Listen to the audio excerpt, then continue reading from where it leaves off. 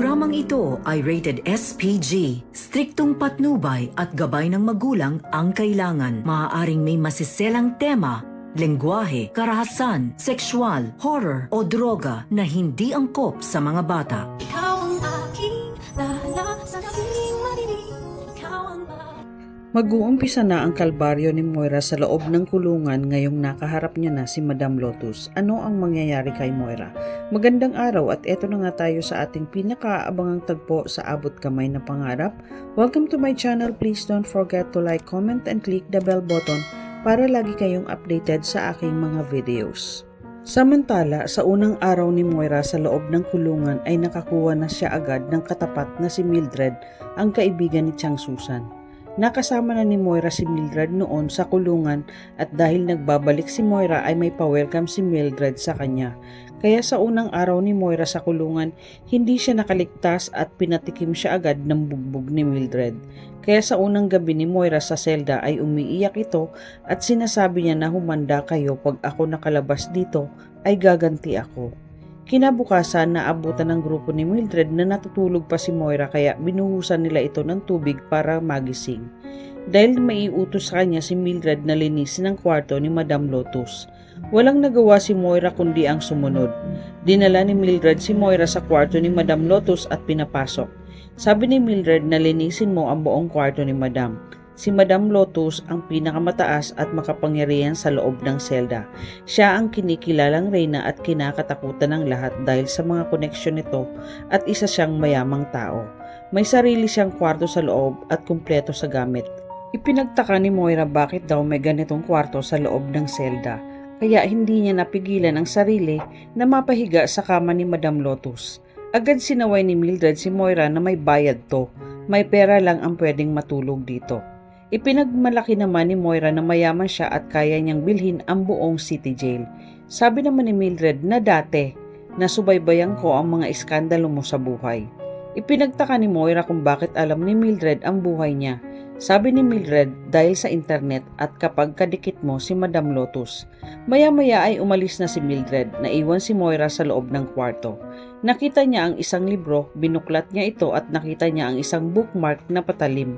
Kaya kinuha at tinago niya ito sa loob ng shorts niya dahil magagamit niya ito sa oras ng kagipitan at itinuloy niya ang paglilinis. Samantala, sa Ace Reads, hindi pa din makalimutan ni Lynette ang nakita niya kahapon na kayakap ni Carlos si Zoe. Kaya pinaramdam ni Lynette kay Carlos na galit siya. Napansin naman ito ni Carlos at naitanong niya kay Lynette kung may problema siya. Sabi ni Lynette na bakit ka nagsinungaling sa akin? Sabi mo meron kang kausap na pulis. Nakita kita kausap ka pero hindi pulis ang kausap mo, si Zoe. Ikinagulat naman ni Carlos ang sinabi ni Lynette, kaya nagdahilan si Carlos kay Lynette. Sabi ni Carlos na nakita ko lang siya pagkatapos kong kausapin ng pulis.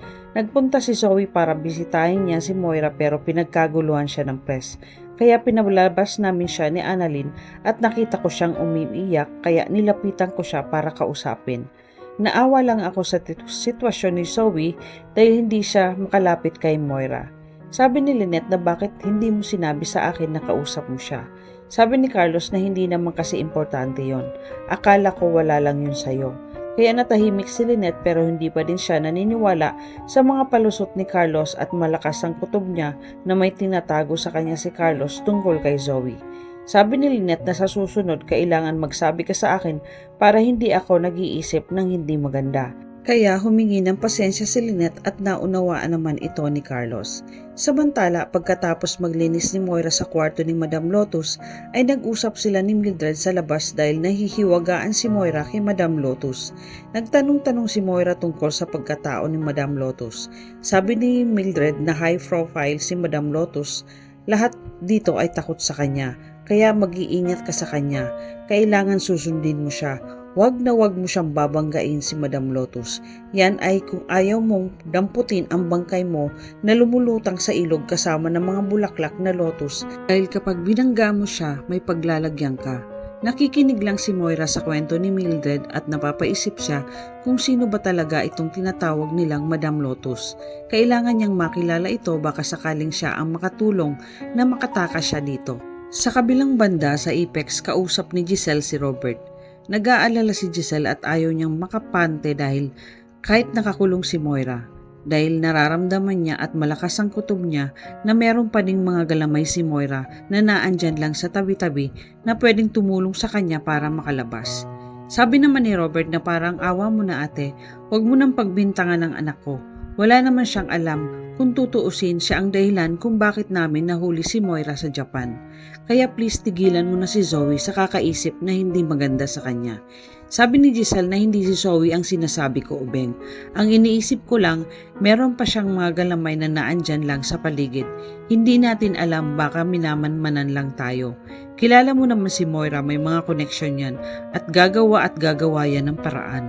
Samantala, nakita ni Lynette sina Annalyn, Josa at siyang Susan na nag-uusap kaya umupo siya sa tabi ni Annalyn. Naitanong ni Chang Susan kung bakit malungkot ang mukha niya at kung may problema ba sila ni Carlos. Sabi ni Lynette na kinausap ko si Carlos tungkol doon sa nakita ko kahapon na kayakap niya si Zoe, na ikinagulat naman ni Chang Susan at Josa. Malakas ang kutob ni Lynette na may tinatago si Carlos sa kanya tungkol kay Zoe dahil iba ang pakiramdam niya nung nakita niya ito. Sabi ni Josa na di kaya may something si Zoe at Doc Carlos. Pinalo naman ni Chang Susan si Josa at sinabihan niya ito na tumahimik ka nga at napaaray si Josa.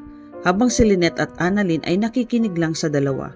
Sabi ni Chang Susan na tumigil ka nga, hindi pwede yon, baka mag-ama pa kasi iba din ang kutob ko sa kanilang dalawa. Hindi kaya mag-ama nga sila? Napapaisip naman si Lynette na baka nga totoo ang hinala nila at kailangan niyang alamin kung ano ang sikreto ni Zoe at Carlos. Samantala, sa loob ng kulungan sa kantin, oras na ng kain ng mga preso at nag-aantay na silang lahat. Habang si Moira tamihimik na nakaupo sa isang lamesa at nakayuko. Dumating na si Madam Lotus at nakita siya ni Mildred at nilapitan niya ito. Nabanggit ni Mildred na may bagong pasok ngayon at itinuro ni Mildred kung nasaan si Moira. Tiningnan ni Madam Lotus si Moira at maya-maya ay nilapitan niya ito.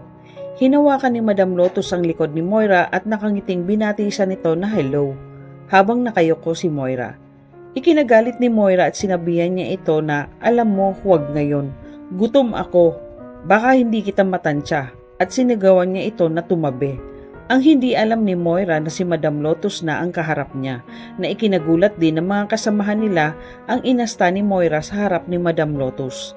Tumayo si Moira para lumipat ng pwesto, kaya ikinagalit ni Madam Lotus ang ginawa sa kanya ni Moira dahil ayaw na ayaw nito na tinatalikuran siya kapag kinakausap. Kaya pagtalikod ni Moira sabay kinuha ni Madam Lotus ang tinidor at tinusok ang likod niya. Napaaray si Moira sa sakit at sinabihan siya ni Madam na kikilalanin mo ang binabangga mo.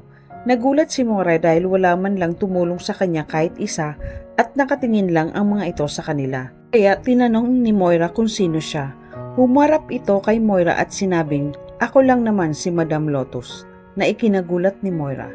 Ano ang mangyayari kay Moira ngayong nakilala niya na si Madam Lotus? Malalaman kaya ni Lynette ang totoong sekreto ni Zoe at Carlos?